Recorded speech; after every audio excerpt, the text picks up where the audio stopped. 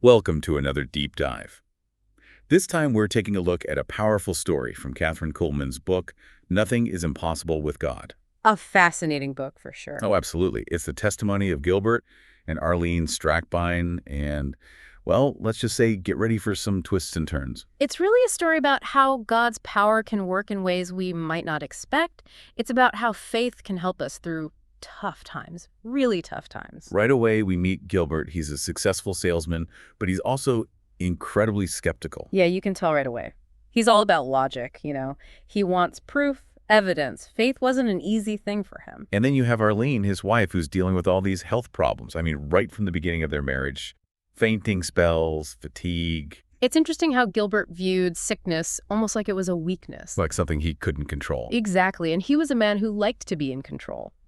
As Arlene's condition gets worse over the years, he really struggles to understand what's happening. Even the doctors have a hard time figuring it out. You see this tension between Arlene's faith, which is growing stronger, and Gilbert's skepticism. It's like she finds comfort in her belief, while he just wants a rational explanation for everything. Such a vital part of their story, don't you think? You see how people handle challenges differently. For Arlene, faith gave her strength. Totally. And she had support from her church community too, right? The ladies would come over, help with meals, things like that. Right, but Gilbert, well, he wasn't a big fan of that. He probably saw it as people interfering. Yeah, almost like he was battling not only with Arlene's illness, but also with his own pride, you know? He wanted to be the one to fix things. That pattern continues even after they move to Little Rock, and Arlene's health takes a turn for the worse. She starts going to this healing service at an Episcopal church, and Gilbert, he's not happy about it. Not one bit. He told her she couldn't go. These kinds of services, they reminded him of a Pentecostal church he saw as a boy. All that shouting, rolling on the floor, speaking in tongues. For him, that was chaos. He needed order, control. But Arlene, even though she was physically weak, she stood strong in her faith. You really admire that kind of unwavering belief. It's like she's saying, even if my body fails, my spirit won't. Inspiring for sure. But during this time, they start drifting apart. Gilbert buries himself in work, travels a lot, and finds comfort in alcohol.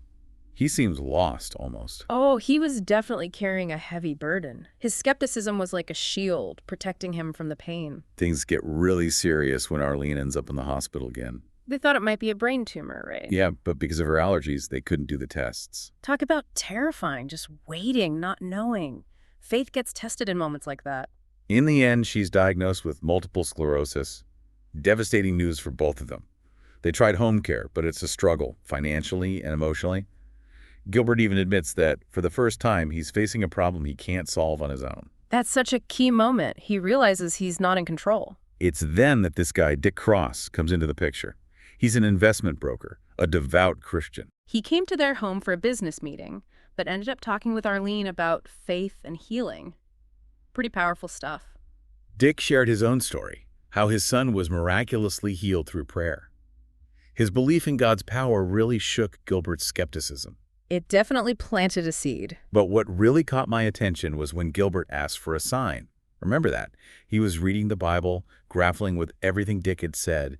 He actually prayed for God to heal the sores he had on the back of his neck. A man of logic, asking for a physical sign. He needed that tangible proof. And guess what?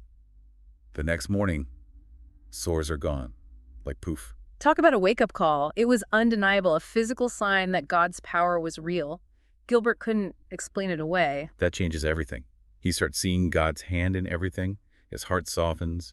He even went to a teaching session at an Assembly of God church. Wow, that's quite a change from the superstitious nonsense he remembered from his childhood. Definitely. He was drawn to this idea of God's expanding power. It made sense to him, logically. A new world was opening up for him, one where faith and reason could work together. He was still wrestling with some things, though, like speaking in tongues.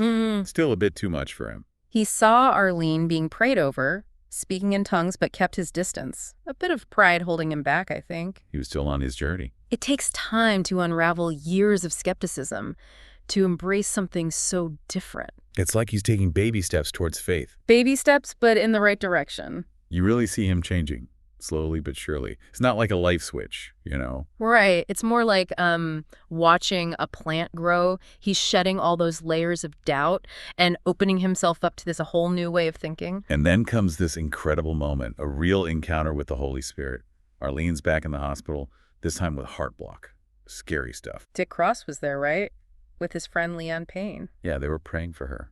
Gilbert steps out of the room for a minute when he comes back. The whole atmosphere had changed, right? Completely. Yeah. It was like this incredible peace had settled over the room.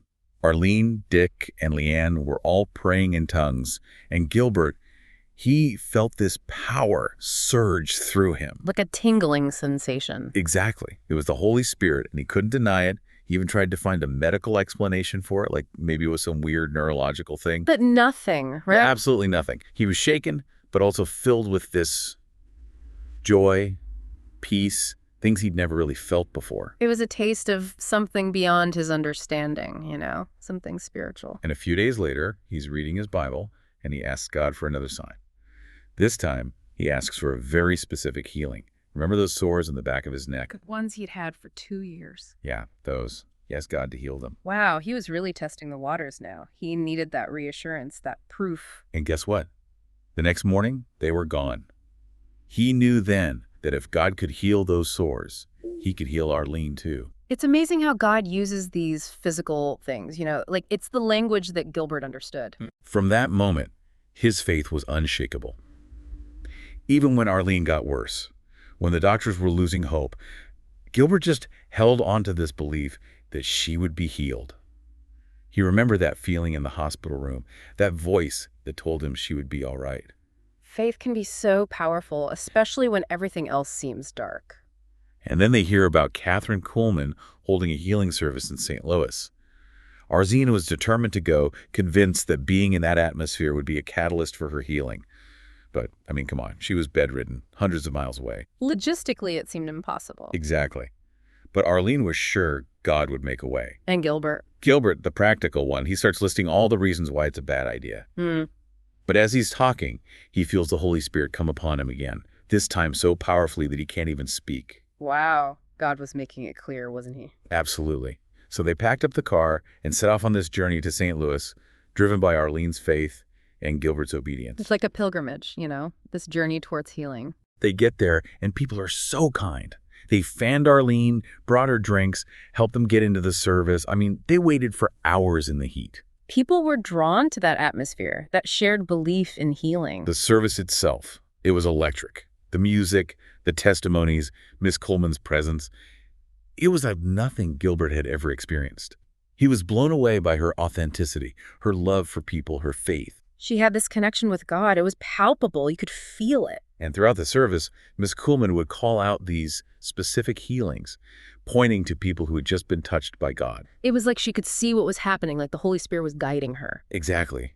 And Gilbert saw people collapsing, being overwhelmed by the power of God. It was so different from what he'd imagined. All those preconceived notions just shattering before his eyes. He's so moved by the faith of the people, their humility, their surrender. And as he's watching all of this, he feels his own heart changing. All that skepticism, all that pride, it just melted away, replaced by compassion and love. He was a different man. And then this incredible thing happens. Arlene feels this breeze sweep over her.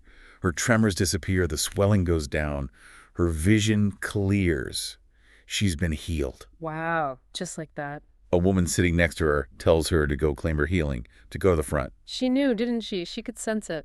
Arlene doesn't hesitate. She gets up and she walks. She walks down that aisle, you know, this strength, this energy she hasn't had in years. It's hard not to get emotional just thinking about it. It really shows you what faith can do. And Gilbert, watching his wife walk towards that stage, completely healed. After everything they'd been through. I can't even imagine. Must have been overwhelming. So the service ends, and they decide to walk back to their hotel. 7.5 blocks. That's quite a walk, especially after being bedridden. A walk of victory, almost, like she was reclaiming her life, step by step. And at the hotel, Gilbert's like, okay, it's time for your medicine. You know, the anticonvulsant. He's still thinking practically, right? Out of concern. Of course. But Arlene, she just says, I don't need it anymore. Her faith had become her medicine. Powerful. And she never took it again. A week later, she goes to see her neurologist, and she practically dances into his office. I mean, this is the same woman who had to be carried in just a few days before. The doctor must have been floored. Absolutely. He Yeah. examines her, checks everything, and he's just baffled. I mean, this is a man of science. He's looking for a logical explanation. But there wasn't one. Nope. He admitted that in 25 years of practice, he'd only seen 3 cases like this, cases that defied medical explanation. He said it had to be the work of God. Even he couldn't deny it. Pretty incredible, right? But as amazing as Arlene's healing was, it was only the beginning of their transformation. How so? A few months later, Gilbert has his own profound encounter with the Holy Spirit. He's at this prayer meeting, and the speaker is talking about letting go, embracing God's power. And Gilbert. He jumps up, literally jumps out of his seat. He's done holding back, done with all the logic and control. He wants everything God has to offer. That's so Gilbert, though, right? To go all in. Totally.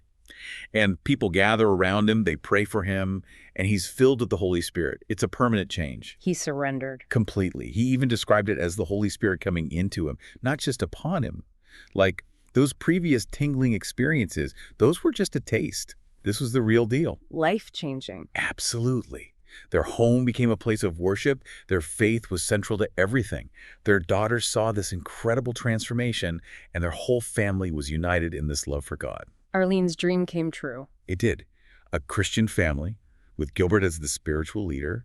They found so much joy in serving others, teaching Bible classes, sharing their story. What a testament to the power of faith, right? And the importance of surrendering to God's plan. This whole story, it reminds us that miracles can happen even today. We just have to open our hearts to the possibility. Exactly. We have to ask ourselves, what am I holding back from God?